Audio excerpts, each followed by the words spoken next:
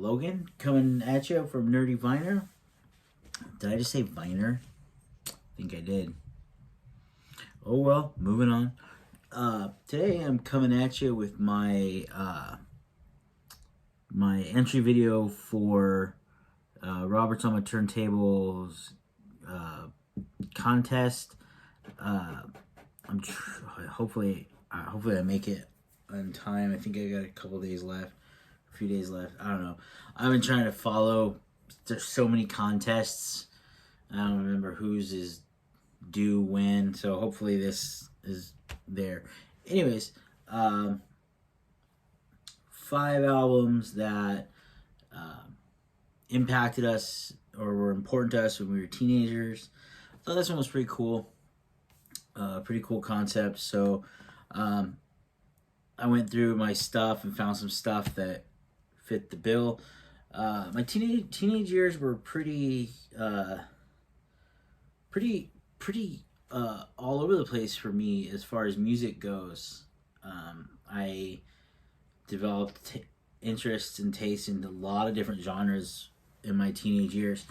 Early on, growing up, as a kid, I primarily, listened to what my mom listened to. His single mom. Well, she was single until I was about 6, and then I met my stepdad, and he and I weren't really close until, until about, even when I was a teenager, we didn't really get along a whole lot because you know how that goes. But it was in my teenage years that he really started to kind of impart his musical taste and his musical knowledge on me. I don't really say my stepdad anymore. I just say my dad. But man is a walking music encyclopedia. The man could hear like the first 2 notes of a song, and he would know the song, artist, the year it came out. Like if there was something special about, oh well, so and so, they had so and so sitting in on the, like he just knew all these random factoids about music. Always had music on, things like that. And a sad part of that story is a few years ago, it's been quite a while now. It's about at least 10 years now, or more. But he lost his hearing. He got really sick and didn't go away, and he just lost his hearing. And now he's got like cochlear on, and he can kind of hear. But I just like, if I couldn't hear music anymore, and I couldn't listen to music anymore, I'd blow my brains out. Like. And he, but yeah, so for him, it's about the same as like, dude, like to just one day not be able to never hear music again. Like, I can't think of anything worse for somebody like us. And if if you're watching this video, you get it. Like, if you just one day, like, never gonna hear music again, think of how shitty of a life that would be. But anyways, so he started to his musical taste kind of started to rub off on me. And up until that point when I was a young teenager, I only listened to country music. So he kind of helped branch me into other genres of music. And one artist that he was a pretty big fan of, that he turned me on to, and it was with this album, I'm pretty sure. I know we had it. I don't know if we got it later or what, but Tom Petty.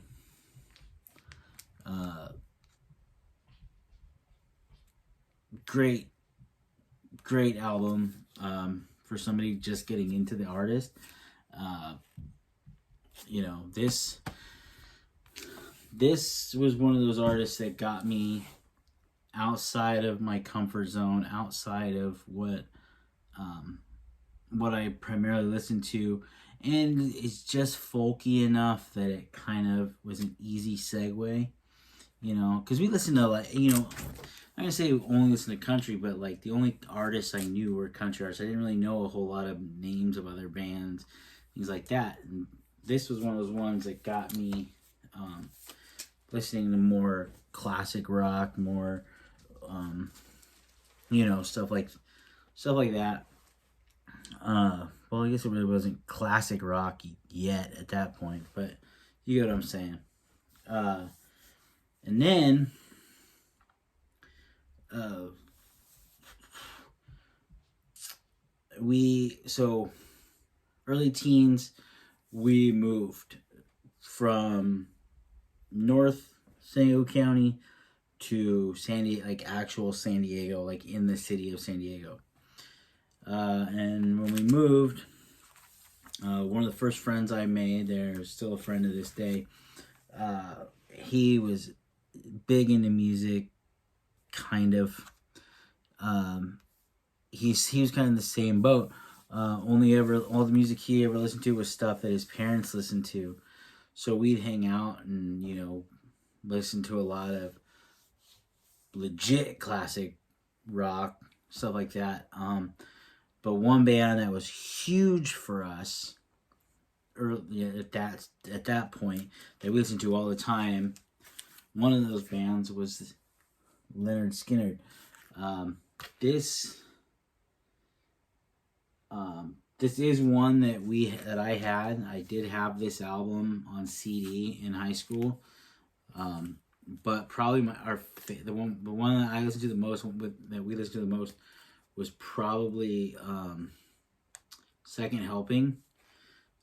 Love Ballad of Curtis Lowe, such a great song.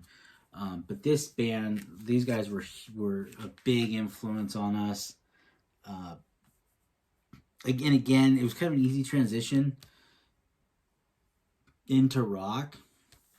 Bands like Skinner, Creedence, you know, the big Southern rock names, like the vibe made it very easy for a country fan to kind of get into rock. So so this was big for us. But as years went on in high school, we both kind of got into the punk rock scene. Well, he got into it first, and I, you know, kind of followed suit. And so this album had already been out for a long time. We were like 6 when this album came out, so we weren't into it when it first came out. But in high school, we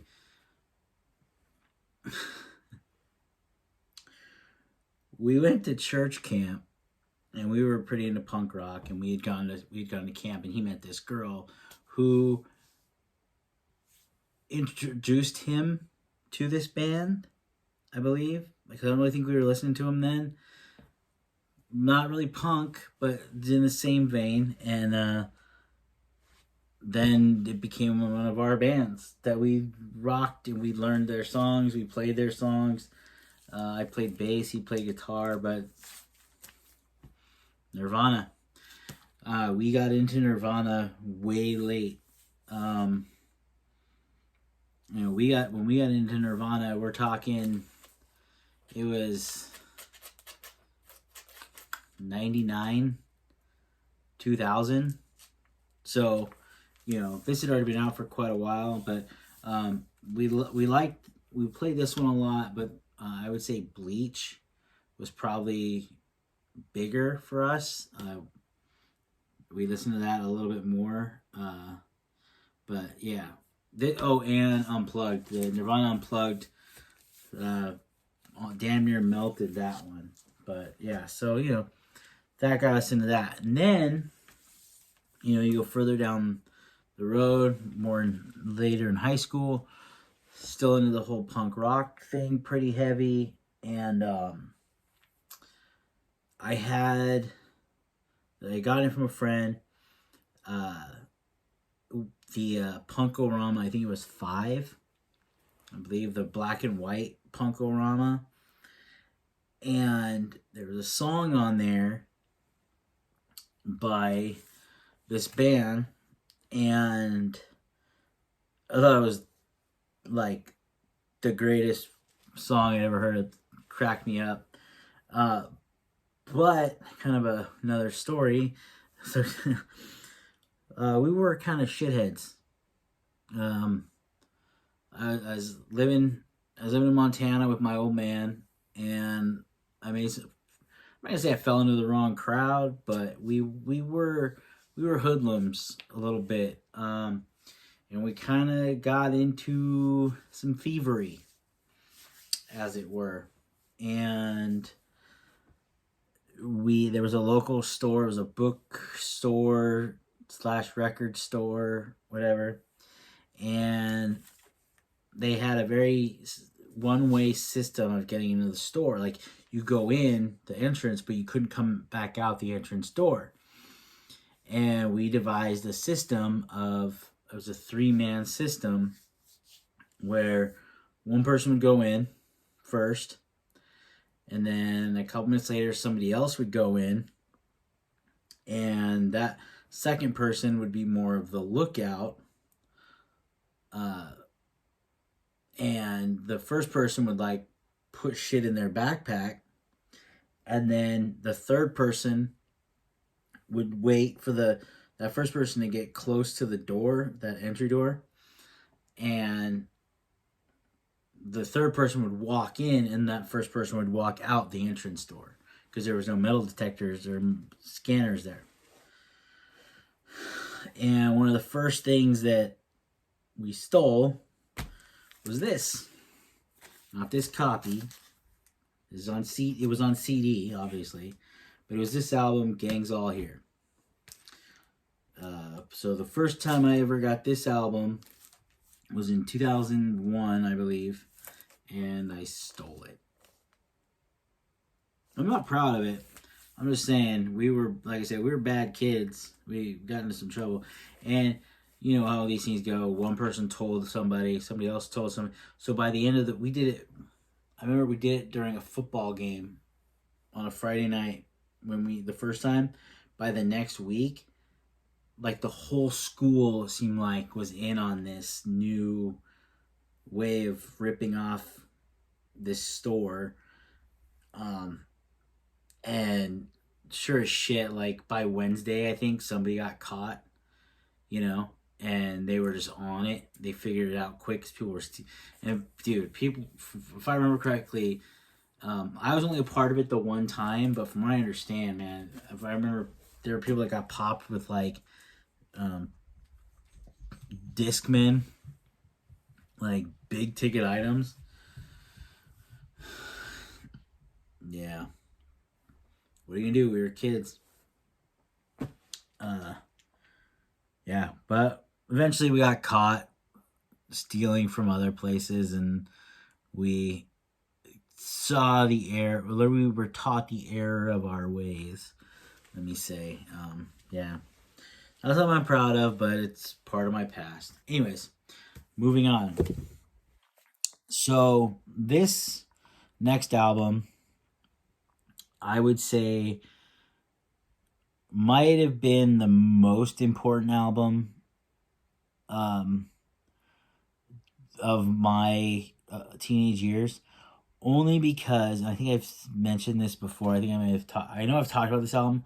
I may have told this story before, but this album has been in my heavy rotation since high school. I listen to this album all the time, still, at least once a month, have for over 20 years.